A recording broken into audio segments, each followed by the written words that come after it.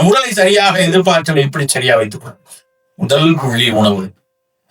உணவிலிருந்துதான் அத்தனையே போகுது. நம்ம சாப்பிடக்கூடிய உணவுல இருந்துதான் எதிர்பார்த்தலை மிகச் சிறப்பா வைத்துக் கொள்ள முடியும். காலையில் இருந்து நம்ம சாப்பிடக்கூடிய ஒரு உணவையா நம்ம எடுத்துக்கலாம்.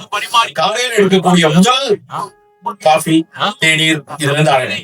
தேநீர் மிகச்சிறப்பான ஒரு பானம், சந்தேகமே இல்லை. ஆனா தேநீரை எப்படி செய்யணும், எப்படி குடிக்கணும் அப்படின்னு நமக்கு தெரியாது. தேநீர்ல மிகச்சிறப்பான பல சத்துக்கள் இருக்கிறது. தேயிலையே ஒரு மருத்துவ பானம் தான். சீனால இங்கிலீஷ்காரன் போறான், குடிச்சு பாக்குறான், அங்க இருக்க கஷாயமாகத்தான் கொடுக்குறாங்க. இது ஒரு நல்ல கஷாயம் சார், இதை குடிச்சீங்கன்னா உங்களுக்கு இந்த குளிர்ல எல்லாம் உடம்பு சோர்வாகாது, தெம்பா இருக்கிறதுக்கு எங்களுடைய மலைப்பரப்புகள்ல நாங்க இதெல்லாம் கொடுக்குறோம்னு சொல்லி சீனர்கள் கொடுத்தாங்க. அவன் குடிச்சு பார்த்தா இது மருந்து மாதிரி இல்லையே, இது பயங்கர உற்சாகமா இருக்குமே நம்ம யோசிச்சதனோட விளைவுதான் இங்க இருக்கக்கூடிய சேர்வராயன் ஹில்ஸா இருக்கட்டும், இங்க இருக்கக்கூடிய மேற்கு தொடர்ச்சி மலையில் நமக்கெல்லாம் மழை கொண்டுற ஒரு சோலை ஃபாரஸ்ட் எல்லாம் அழிச்சு, சோழமண்டல காடுகளை அழிச்சு அத்தனையும் தேநீர் காடுகளாக அது வேற விஷயம். அந்த தேநீர அதுல இருக்கக்கூடிய பீனாலிக் காம்பவுண்ட்ஸ் அப்படிமோ தாவரவியல்ல எதிர்பார்த்தலை கொடுக்கறதுல இருந்து, சர்க்கரையை கட்டுப்படுத்துறதுல இருந்து, புற்றுநோயை வளர விடாமல் தடுக்கிற வரைக்கும் தேயிலையில சத்து இருக்கும். ஆனா எப்படி இருக்கணும்னா, தேநீர் போடும்போது ஒரு 2 ஸ்பூன் இலைய போட்டு கொஞ்சம் தண்ணியை விட்டு லேசா கொதிக்க வச்சு ஒரு 3 நிமிடம் இல்லைன்னா நல்லா தரதரன்னு கொதிக்கிற வெந்நீர்ல தேயிலையை போட்டு மூடி வச்சு ஒரு 2-3 நிமிடத்துக்கு அப்புறம் வடிச்சு குடிச்சா அதுக்கு பேர் தான் தேநீர். நாங்க பால் கொதிச்சும் போது அதுல கொண்டு தேயிலையை போட்டு அப்படியே கருஞ்செம்மை நேரத்துல மலபார் ஜுவல்லரியில இருக்க ஜுவல் மாதிரி அது மாறணும்னு ஒரு அம்மா சொல்லிச்சு. அப்படி இருந்தா சார் டீ டேஸ்டா இருக்கும். சில பேர் நான் டீ போட்டுட்டு அது மேல பாலை ஊத்தி அப்படிதான் குடிப்பேன். ஒரு நல்ல புரிஞ்சுக்கணும், தேயிலை கஷாயத்துல நீங்க கொண்டு போய் பாலை ஊத்துனீங்கன்னா, ஒருத்தர் இழுத்துட்டு இருக்கும்போது வாயில கடைசியா பால் ஊத்துவாங்க, அவர் டக்குன்னு போயிடுவார். அது மாதிரி அந்த தேயிலை கஷாயத்துல பாலை ஊத்துனா தேயிலை செத்து போயிடும். அதனுடைய பல நல்ல குணங்களை அது இழந்துடும்.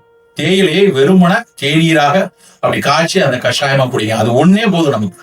கிரீன் டீ குடிக்கலாம். பிளாக் டீக்கும் கிரீன் டீக்கும் பெருசாலாம் ஆக்சுவலா வித்தியாசம் கிடையாது. கிரீன் டீயை பொசிஷன் பண்ணது வணிகம். கிரீன் டீல உண்மையிலே நல்ல பெனிஃபிட் இருக்கு, பிளாக் டீயை விட கொஞ்சம் கூடுதல் பெனிஃபிட் இருக்கு. அதுக்காக பிளாக் டீ நல்லது இல்ல, கிரீன் டீ தான் நல்லதுன்னு நினைக்க வேண்டாம். கிரீன் டீ நல்லதுதான், ஆனா பிளாக் டீ கொஞ்சமும் குறைவானதல்ல. சோ தேநீர் எடுத்துக்கொள்ளலாம். தேநீர் தான் எடுக்கணுமா? இங்க சீனால இருந்து தேயிலை வந்துச்சு, நம்ம ஊர்ல ஒண்ணு இல்லையா? நம்மளும் காலையில ஏதோ ஒண்ணு குடிச்சிருப்போம் இல்லையா? காலையில என்ன குடிச்சாங்க? பழைய நூல்களை போய் பார்க்கும் போது விவசாய மக்கள் நீராகாரம் குடிச்சிருக்காங்க. முந்தின நாள் சாதத்துல தண்ணி விட்டு வச்சுட்டு அவங்க சாயந்தரம் 5 மணிக்கு மேல சாப்பிட மாட்டாங்க. அந்த காலத்துல 5 மணிக்கு போல வீந்து போன சாதத்தில் தண்ணீர் ஊற்றி வச்சிருவாங்க. மறுநாள் காலையில அதை நல்லா பிசைஞ்சு அதுல கொஞ்சம் மோர் இருந்தா மோர் விடுவாங்க, இல்லைன்னா அப்படியே தண்ணி விட்டு கொஞ்சம் உப்பை போட்டு குடிப்பாங்க. அதுதான் நம்முடைய முதல் தேர்வான பானமா இருந்துச்சு. இன்னைக்கு அதில் ஆய்ந்து அறிந்து என்ன சொல்றாங்க தெரியுமா?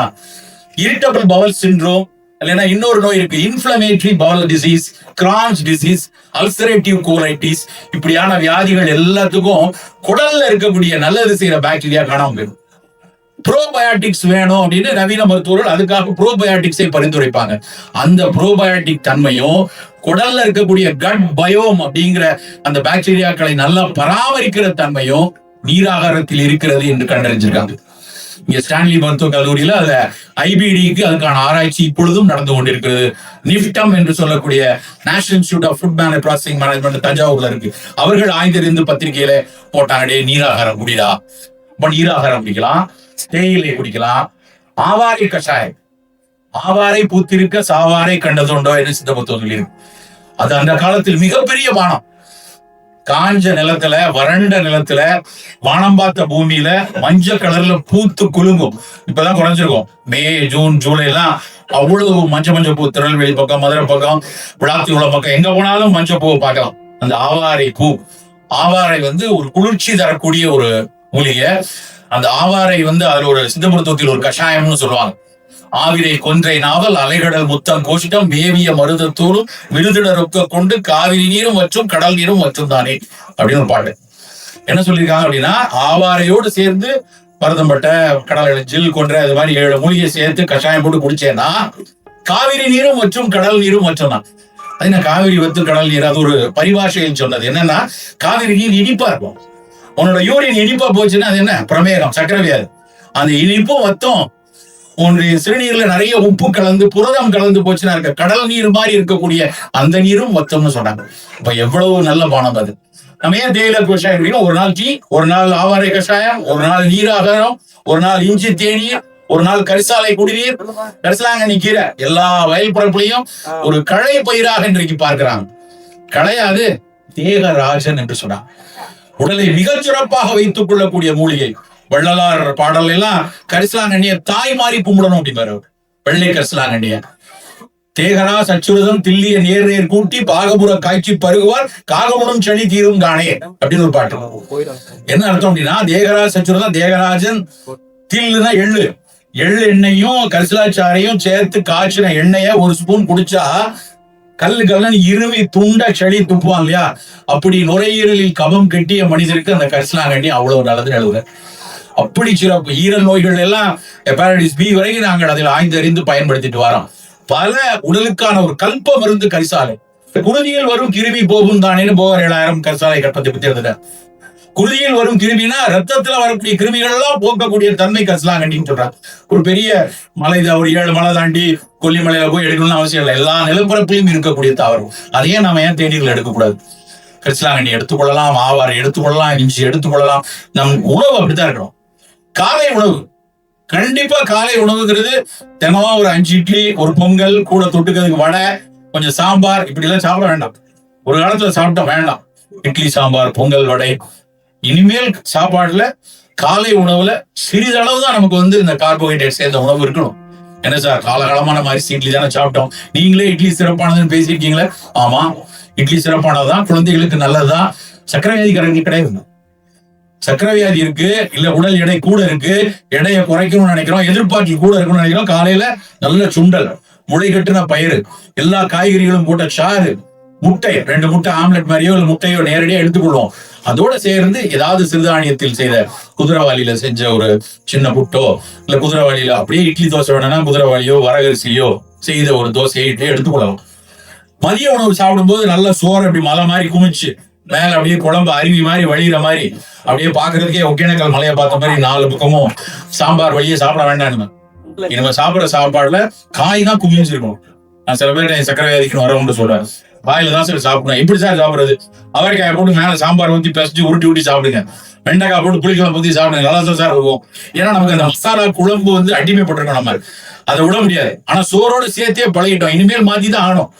காய்கறி தான் 70% இருக்கணும், அரிசி ரொம்ப குறைவா இருக்கணும். அந்த அரிசியும் மாப்பிள்ளை சம்பாவா இருக்கட்டும், கவுனி அரிசியா இருக்கட்டும், காடைக்கண்ணியா இருக்கட்டும், வரகா இருக்கட்டும், சாமையா இருக்கட்டும். அவையாருக்கு அதிகமான கேட்டாலாம் ஒரு இலக்கியத்துல வருது, நான் மிகச்சிறப்பான தமிழ் தொண்டாற்றுறீங்க, உங்களுக்கு ஏதாவது மிகச்சிறப்பான விருது கொடுக்கணும் அப்படின்னு அந்த அம்மா தலப்பாக்கட்டி பிரியாணி கேட்கல. அந்த மாதிரி என்ன கிடைச்சு தெரியுமா? வரகரிசியும் வழுதுணங்காயும் முறை புளித்த தயிரும் தான். அந்த அம்மாவோட பாடல். மிகச்சிறப்பான உணவு என்ன வேணும்னு கேட்டப்ப வரகரிசியும் வழுதுணங்காயும் முறை புளித்த தயிரும் தான். அப்ப என்னவா இருந்துருக்கணும்? அவை அப்படி பாடி இருக்காங்கன்னா சும்மா மத்தெல்லாம் விடுறோம், யோசிச்சு பாருங்க, லாஜிக்கலா யோசிச்சு பார்ப்போமே. அந்த அம்மா ஒரு சக மனிதர்கள் சாப்பிடுற சாப்பாடா கேட்டுக்கலாம், எனக்கு பெரிய விருந்தெல்லாம் வேணாம்பா, என் பக்கத்து வீட்டுக்காரங்க எல்லாம் எடுக்கிற உணவு வேணும்னு கேட்டுக்கலாம். இல்லைன்னா அதுதான் மிகச்சிறப்பான உணவாக அன்றைக்கு இருந்தோம், அப்படிதான் இருந்திருக்கணும். இந்த 2 லாஜிக்கை தவிர வேற எதுவும் இருந்திருக்காரு. அப்ப வரகரிசி, வழுதுணங்காய்ங்கிறது, கத்திரிக்காய், முறை புளித்த தயிர், எவ்வளவு சிறப்பான உணவாக இந்த மண்ணில் இருந்திருக்கும். இப்ப நம்ம அதை விட்டுட்டு வெளியே எங்கேயாவது போனா, நண்பர்களே, நம் உணவுல ரொம்ப அக்கறையோடு இருக்க வேண்டிய காலகட்டம். என்ன மாதிரி உணவு இருக்குன்னா, லோ கிளைசிமிக் கீட்டோ டயட் எடுங்கிறான். அது என்ன லோ கிளைசிமிக்? சர்க்கரையை வேகமாக ரத்தத்தில் கலக்கக்கூடாது. சர்க்கரையை வேகமா ரத்தத்துல கலக்கக்கூடாதுன்னா அது ரொம்ப இன்டாக்டா இருக்கணும் அந்த கார்போஹைட்ரேட். சில பேர் சொல்லுவாங்க, நான் சிறுதானியத்தெல்லாம் நல்லா அரைச்சு கஞ்சி காய்ச்சி குடிச்சிருவேன் சார், தோசையா சாப்பிடுறது. எப்படினாலும் அவனுக்கு அந்த தோசை மேல அப்படி ஒரு காதல். அரைச்சு தோசையாக்கி இட்லி ஆகிட்டா சாம்பார்ல மிதக்க விட்டு ஜம்முன்னு சாப்பிடலாம். அதை நேரா தானியமா பார்க்கும் போதுதான் ஒரு மாதிரி இருக்கு அப்படின்னு பல பேர் நினைக்கிறான். அப்படி இருக்கக்கூடாது. தானியங்கள் முழுமையா இருக்கணும். அதை உடைச்சு மாவாக்கிட்டீங்கன்னா அதுவும் வேகமா அப்சாப் ஆகும். இந்த ஊர்ல மிகச்சிறப்பு. நான் ஒரு முறை இங்க வந்தப்ப கூட யாரோ ஒருத்தர் நீ கூட்டு ஒரு கடையில போய் ராகி மொத்த வாங்கி சாப்பிடலாம் சார், வாங்க கூட்டு போனேன். அவ்வளவு சிறப்பு அந்த ராகி மொத்த. குழந்தைகளுக்கு மிக மிக சிறப்பு. கேழ்வரகுல அதாவது கால்சியமும் அயனும் மிகச்சிறப்பாக இருக்கக்கூடிய தானியத்துல ஒண்ணு ராகி, கேழ்வரகு. மிகப்பெரிய அளவுல நம்ம உணவுல இந்த கேழ்வரகையும் இதே. ஆனா கேழ்வரக சர்க்கரை வியாதிக்காரங்க கஞ்சியா சாப்பிட்டா கூடுதான் செய்யும், சர்க்கரை கூடும். ஏன்னா அது ஹை கிளைசமிக். மற்ற குழந்தைகள், பெண்கள் எல்லாரும் அந்த கேழ்வரகை உணவில் சேர்த்துக்கணும். இது ரொம்ப ரொம்ப அடிப்படையான விஷயம். இரவு உணவு 5:30 6 மணிக்கு முடிச்சிடும். 6 மணி 7 மணிக்கு மேல இரவு உணவு ரொம்ப ரொம்ப முக்கியமான மாற்றம் வர வேண்டிய விஷயம். நீங்க கேள்விப்பட்டிருப்பீங்க, மெசசூட்ஸ் மெடிக்கல் யூனிவர்சிட்டி பாஸ்டன்ல இருக்கு, உலகத்தின் மிக முக்கியமான மருத்துவ பல்கலைக்கழகம். அவன் திரும்ப திரும்ப சொல்லிட்டு இருக்கான், இன்டர்மீடியன்ட் ஃபாஸ்டிங் கொண்டு வாங்க, இருவேளை உணவை நோக்கி போங்க, காலை உணவு சாயந்தர உணவு. அது யாரும் இப்ப கண்டுபிடிச்சு சொல்லிட்டு இருக்கான், 5:30 6 மணிக்கு மேல நம்ம சாப்பிடாதீங்கன்ட்டு. ஆதியில நம்ம மக்கள் அத்தனை பேரும் அப்படிதான் சாப்பிடுறோம். காலையில ஒரு உணவு, உழவுக்கு போகும்போது வீட்டுக்கு வந்து 5:30 மணிக்கு ஒரு உணவு, அப்படிதான் இருக்கணும். இப்ப நடுராத்திரில சப்பாத்தி சாப்பிடணும், 2 மணிக்கு போய் பரோட்டா குருமா. உண்மையிலேயே மிக மிக மோசமான பழக்கம் வந்து 7 மணிக்கு மேல சாப்பிடும். 6:30 7 மணிக்கு நம்ம உணவு, ஒருவேளை தொழில் நிமித்தமா கொஞ்சம் தாமதமாச்சா இரவு உணவு மிக எளிதா இருக்கணும், மிக எளிய உணவா இருக்கணும். ஆனா கல்யாண வீடு பூரா இப்ப ராத்திரி தான் கூட்டம். முந்தின நாள் நைட்டே இப்பெல்லாம் ரிசப்ஷன் மாறி போச்சு இல்ல. முன்னாடி எல்லாம் நாங்க சின்ன பிள்ளை இருக்கும், காலையில தாலி கட்டுவாங்க, சாயந்தரம் விருந்துடணும். இப்ப முந்தின நாளே விருந்த போட்டு நீங்க மறுநாள் காலையில நாங்க தாலியை கட்டிக்கிறோம்னு வச்சுட்டாங்க. அதுல என்ன ஆயிடுச்சு, முந்தின நாள் நைட்டு பாத்தீங்கன்னா 20 வகை 30 வகை உணவு, 4 இனிப்பு 2 ஐஸ்கிரீம் அப்படின்னு போட்டு நைட்ல பெருந்தீனி 9 மணிக்கு கல்யாண வீடுகள். நான் இந்த பல பேர்கிட்ட சொல்றது, கல்யாண வீட்டுல தயவு செய்து கையை கொடுத்துட்டு திரை பூசியா பூசிட்டு இல்ல ஆசீர்வாதம் பண்ணியோ பண்ணிட்டு வெளியே வந்து சாப்பிட மட்டும் போயிடாது. அது மாதிரி ஆபத்து உலகத்துல இருக்கு. ஏன்னா அவ்வளவு ஹை கிளைசிமிக் உணவை இரவுல எடுத்தோம்னா அது ஒன்றே நம்ம உடல்ல பல ஆரோக்கிய கேடை உண்டாகும். இரவு உணவு மிக எளிதா, இட்லி, சக்கரை வியாதி இல்லாதவங்கன்னா இட்லி இடியாப்பம் புட்டு எடுக்கலாம். சக்கரை வியாதி இருக்கவங்கன்னா நல்லா கோதுமை ரவை கிச்சடி இல்ல சிறுதானியத்துல அடை மாதிரி எடுத்து அப்படி உணவை எடுத்துக்கணும்.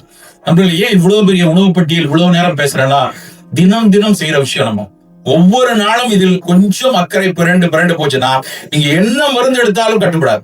சார் காலையில 30 யூனிட், சாயந்தரம் 30 யூனிட் இன்சுலின், அப்புறம் ஜானோமெட் ஒண்ணு, அப்புறம் கிளைப்ரமைடு ஒண்ணு, அது என்னெல்லாம் பட்டியல் இருக்கோ அத்தனையும் சாப்பிட்டுட்டு HbA1c கேட்டா 11.5 சார். எப்படி முடியும்? அதெல்லாம் போட்டுட்டு நடுவுல ஒரே ஒரு ஜாங்கிரி சார் அப்படின்னு சொன்னா நிச்சயமா குறையாது. நம்ம அந்த இனிப்பையும் சாப்பிட்டு விட்டு என்ன உணவு எடுத்தாலும் சரி, என்ன கஷாயம் எடுத்தாலும் சரி, கண்டிப்பா குறையாது. சர்க்கரை கட்டுப்பட வேண்டும் என்றால் உணவுதான் மிக அடிப்படையான விஷயம்.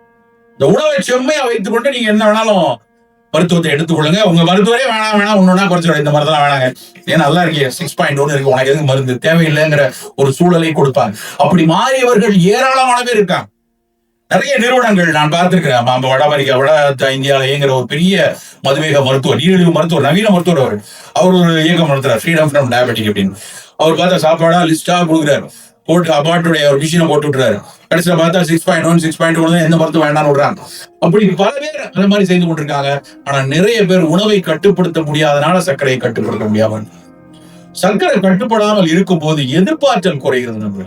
நம்முடைய இம்யூன் சிஸ்டத்துல 2 இருக்கு. அடாப்டிவ் இம்யூன் சிஸ்டம் தான், ஒரு வைரஸ் வந்தா நம்ம உடம்பு வெள்ளணுக்கள் வரணுமா, காம்ப்ளிமெண்ட் ஃபேக்டர் வரணுமா, எதிர்பார்த்தல் எப்படி இயங்கணும். இந்த எதிர்பார்த்தல் சீரா இயங்கணும்னா சர்க்கரை சரியா இருக்கும்.